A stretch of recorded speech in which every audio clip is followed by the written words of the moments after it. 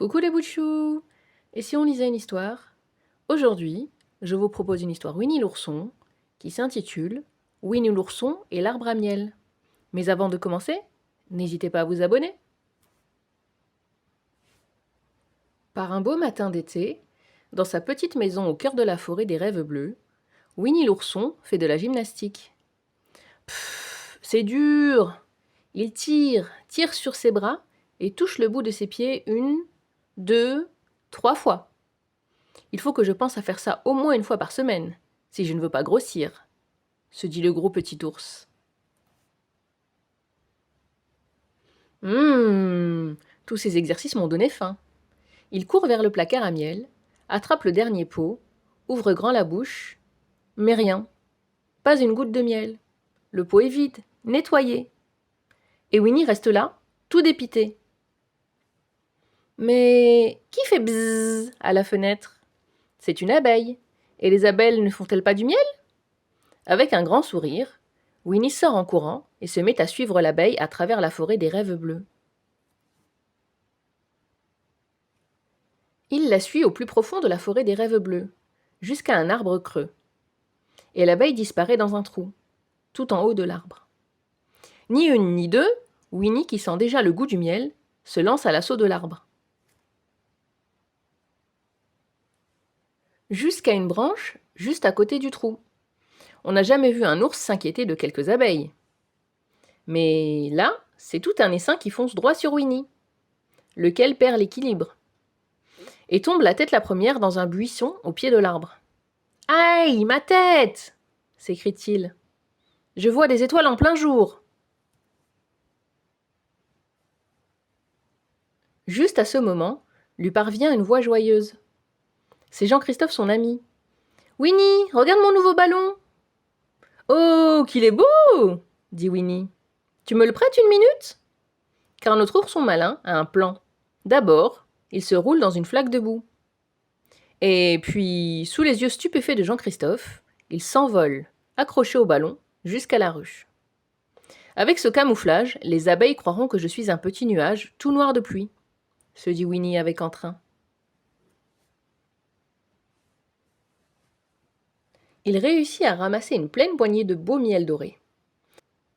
Mais les abeilles furieuses tournent autour de lui en bourdonnant. Elles n'ont pas l'air de croire que je suis un petit nuage de pluie, finalement, s'inquiète Winnie, agrippée d'une main à son ballon et s'efforçant de chasser les abeilles de l'autre. Mais soudain, pfiit! Voilà que le ballon se dégonfle. « Oh mince !» s'écrie Winnie, consternée, tandis que le ballon fait de folles cabrioles dans le ciel avant de partir comme une fusée en emportant un ourson pas très fier. Heureusement pour Winnie, quand il n'y a plus du tout d'air dans le ballon, Jean-Christophe est là pour amortir sa chute. « Merci beaucoup !» dit Winnie. « Ouch !»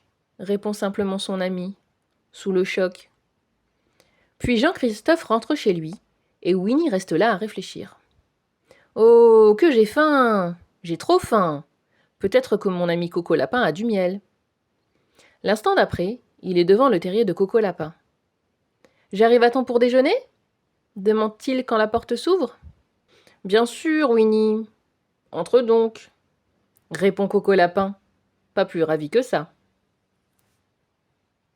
« Alors, Winnie, qu'est-ce qui te ferait plaisir ?» demande Coco Lapin, qui connaît d'avance la réponse.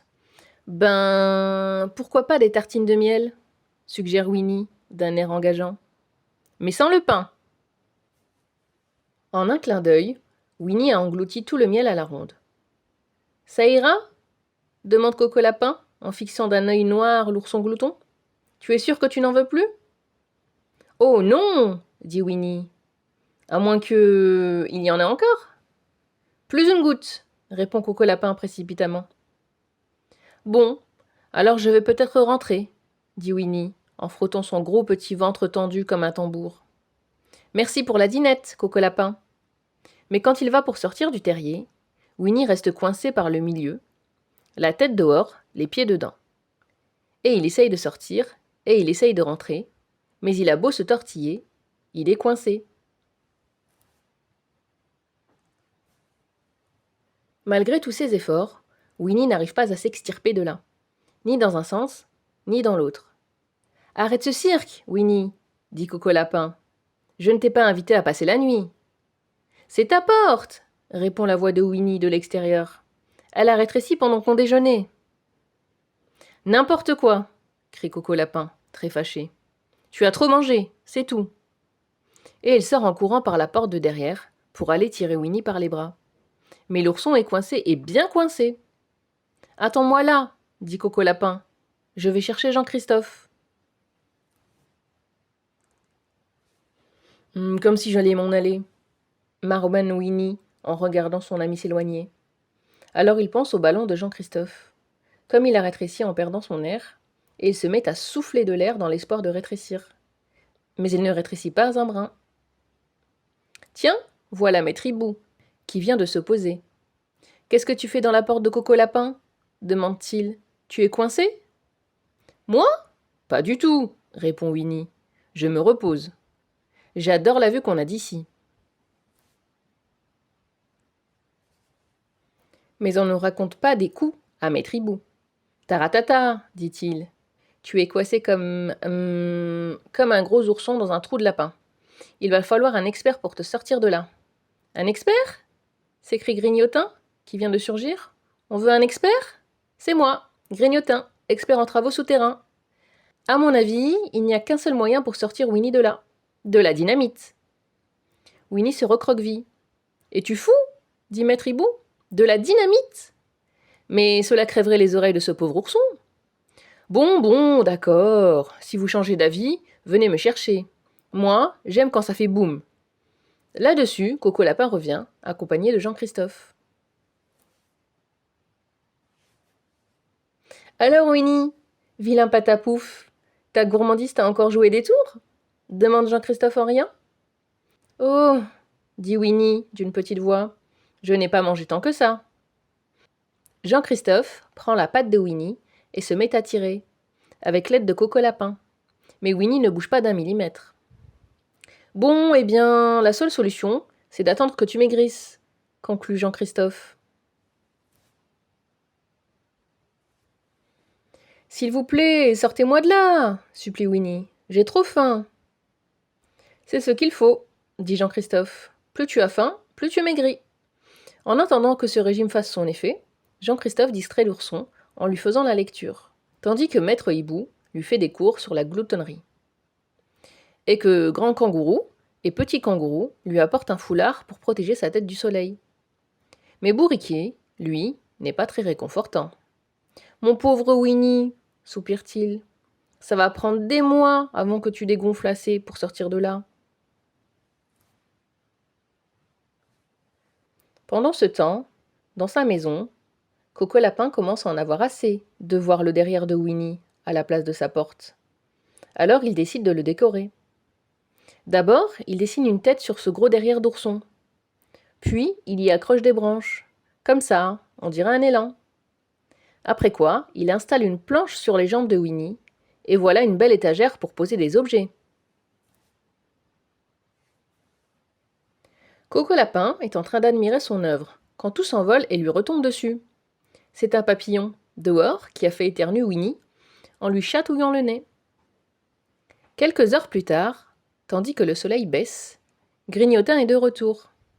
Il s'installe pour bavarder avec Winnie, tout en croquant son dîner. « Ouah, ça a l'air bon, » dit l'ourson affamé. « Je peux en avoir un petit morceau ? Enfin, plutôt un gros, ou bien alors du miel. »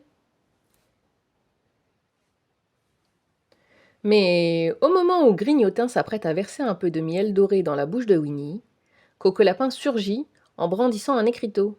« Arrête, Grignotin !» s'écrie-t-il. « Tu ne sais pas lire ? Interdit de nourrir les ours. S'il ne maigrit pas, je vais l'avoir pour le restant de mes jours. »« Eh bien, à ta santé !» réplique Grignotin. Le lendemain matin, Coco Lapin, encore tout endormi, s'appuie en bâillant contre le derrière de Winnie. Et là, il sent l'ourson bouger un peu dans le trou. « Ma parole, mais on dirait que Winnie a perdu du poids pendant la nuit. »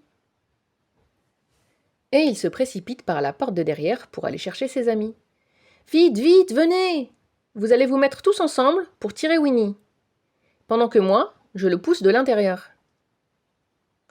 Et il tire, et il pousse, tant et si bien que, soudain, Winnie fuse comme un bouchon et s'envole dans les airs, loin au-dessus de ses amis et au-dessus des arbres. « Oh là là !» se dit Winnie, « je dois rêver. C'est comme quand j'étais à cheval sur le ballon. Mais là, je suis à cheval sur quoi ?» Sur sa trajectoire se dresse un arbre trop haut pour que Winnie passe au-dessus. Mais par chance, il y a un grand trou dans le tronc, et c'est là que Winnie va s'enfoncer la tête la première, en chassant, sans le faire exprès, tout un essaim d'abeilles. « Ne t'inquiète pas, Winnie, nous allons te tirer de là tout de suite !» crie Jean-Christophe, au pied de l'arbre. Et de tout là-haut, lui parvient la voix de Winnie. « Tout va bien, Jean-Christophe, rien ne presse, on a le temps. » Et voilà les bouts de chou, c'est fini. Si vous avez aimé, n'hésitez pas à mettre un pouce vers le haut et à partager. Et en attendant de nouvelles aventures, il y a plein d'autres lectures sur la chaîne. À bientôt pour de nouvelles histoires.